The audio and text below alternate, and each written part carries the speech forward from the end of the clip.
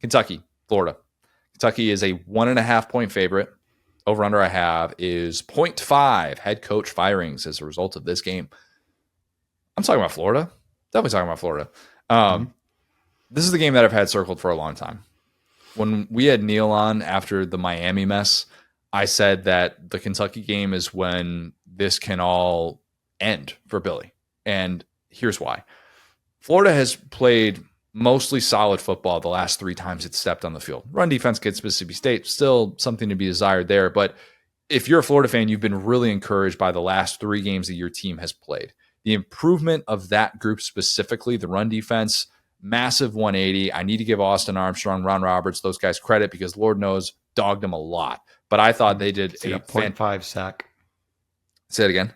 It's like a 0.5 sack credited to each of them. Oh, yeah. 0.5 credit. Co-coordinators, that's what you get.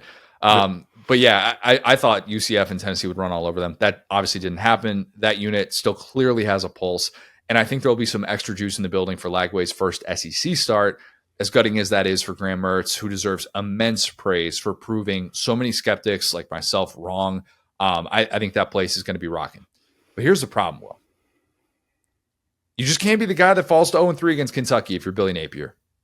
If you're the Florida football coach, you can't do that. All right? And I think we give as much respect to Kentucky as anybody. All right? Maybe with the exception of Chris Doering and Jacob Hester. Those 2 guys, they give Kentucky so much respect. They really do. But this is staring Billy in the face. 0-3 against Kentucky. If you lose to Kentucky with 3 different starting quarterbacks, you can't blame the past regime. You can't say, we're right there. They came into your house 2 years ago. They made Anthony Richardson look like he'd never played football before. You went into their house last year. Kentucky made your team look like it wanted to be anywhere else on the planet. You lose the 3rd one, and even the most loyal Napier supporters who maybe they've held on, maybe they were a little bit on the fence, and in these last 3 games, they're like, I'm back in. They're really building something. They will say it's not happening. They can be maybe mesmerized by some of those Lagway moments that we could get in this game, and that can still be reality. If Florida loses, I expect Billy Napier will be fired on Sunday. It's as simple as that. That's my expectation. But I don't think Florida loses. Co-head coaches. I don't know who would call plays. That's the weird thing. Like they would definitely have Ron Roberts as the head coach, right? Like I don't even know who they would promote. They don't have anybody with any experience. I'm not even trying to be mean. They don't have a single guy with any experience on that coaching staff. Look, Spurrier's got a lot of golf going on right now. Spurrier's an interim coach. Last time Spurrier coached a team, it was in the AFL or whatever, and it was like the best team in the history of that league. The league. Alliance of American Football, they are still waiting on their rings. I was at his season opener covering that game and covering Spurrier, and still got it. Still got it. That was only 5 years ago. Just saying. I don't think Florida loses, though. I think Florida wins this game. Weird year for both programs. Really, really weird. But one thing that's been pretty consistent so far, consistently bad, Kentucky's offense is stuck in the mud.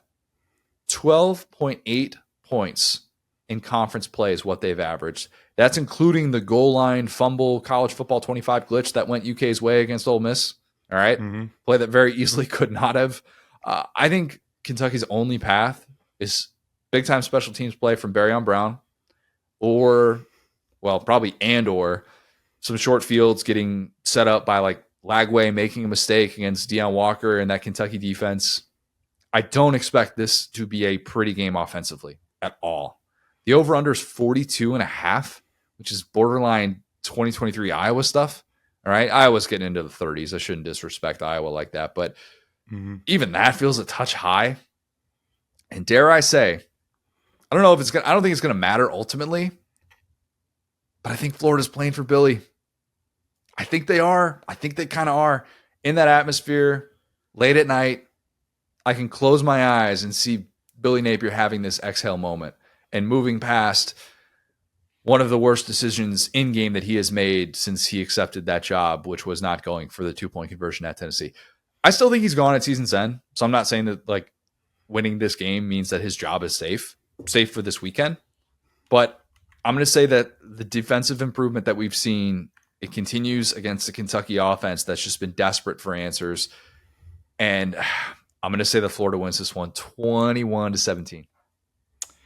Earlier in this pod, you talked about, head coaches rooting for other teams in the sense of Bama rooting for Vanderbilt going forward. I don't think there's another team or another coach that's rooting for another team the way that Mark Stoops is rooting for Ole Miss, because that win by itself should be enough to save his job. I don't think he's getting fired, though. I don't think that's really the issue with Kentucky. It's more about, like, does he realize, all right, this has passed me by and maybe I need to move on? Yeah, no. I get you, but just in terms of like momentum, right? Where it's like, you could tell anyone, you could tell boosters, NIL, whatever it would be. Hey guys, we beat Ole Miss. Look, this is why you invest. This is why you pay my salary. Because the worst thing to have is kind of a lame duck Jimbo style coach where you don't really want to pay his buyout. You kind of want to push him out the door and get him to retire. Suddenly, Mark Stoops, instead of becoming a ranches guy, becomes a massive bourbon distilleries guy. He's just like, I want 2 or 3 of those before I get out of here. So, point being, like, I'm kind of right there with you. I think that at the end of the day, like, I'm not kidding. Florida's played really hard. I could be objective about that. I think that you're right. You can't go in 3 against Kentucky, and that was one of those 2 unbreakable streaks that Florida had. The Tennessee one and the Kentucky one that I always joked about starting at SDS in like 2015. It was like even the teams that won 4 games could beat those 2 teams. The walk-offs and the too many guys on the field and stuff like that. So yeah, I think that's kind of.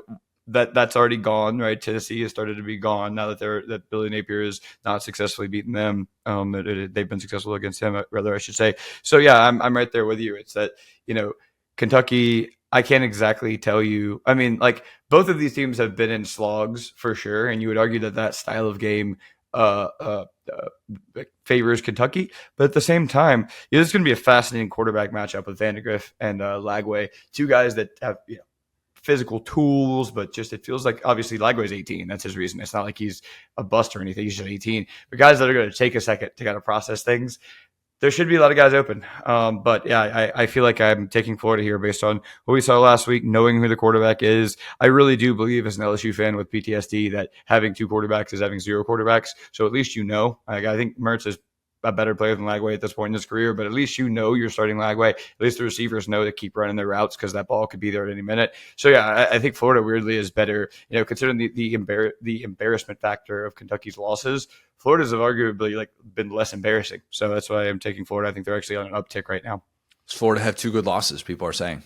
When you get destroyed, I don't think you get to count it as a good loss. I think that's off the table. You play like an actual down to the wire game. All right, a little bit of a different story.